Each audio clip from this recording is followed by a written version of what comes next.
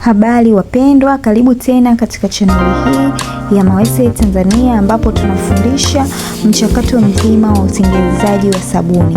Katika somo lililopita nilieleza mchakato mzima wa utengenezaji wa sabuni, ambapo nilianza kueleza namna ya kuchanganya kemikali pamoja na mafuta mpaka pale vitakapokuwa tayari.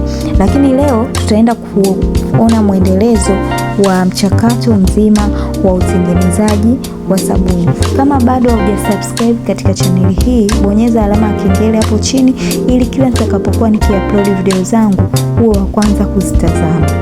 Baada ya kuchanganya mchanganyiko wako wa mafuta pamoja na kemikali au dawa, utauacha mpaka mchanganyiko wako uwe tayari, uwe mzito.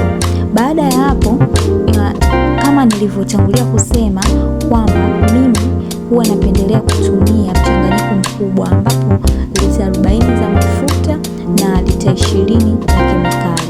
Kwa hivyo kama utatumia mchanganyiko huo wa lita 40 za mafuta na lita 20 za kemikali ambayo imebida dilute, itabidi utumie rangi ambayo ya blue inakuwa na gramu 200. Utachota uji pembeni ambao huo ni mchanganyiko wa kemikali na mafuta. Utaweka kama kwenye ndoo ama kitu chochote, kama ni beseni ambayo unatumia kuchanganyia rangi.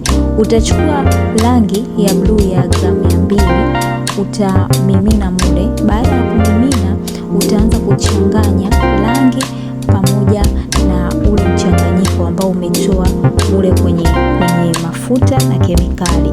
Utachanganya.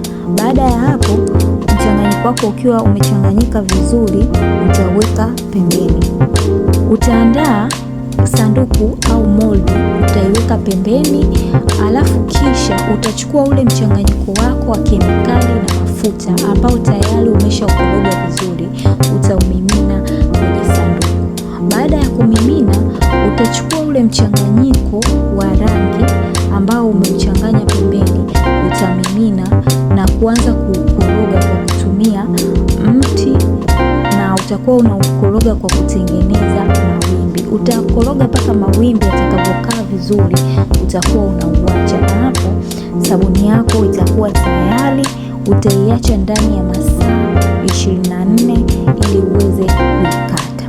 Kwa hivyo kama unataka kupata mwendelezo wa somo hili, basi usisahau kusubscribe na kulike ili kila nitakapokuwa nikiupload video zangu mpya uwe wa kwanza kutazama.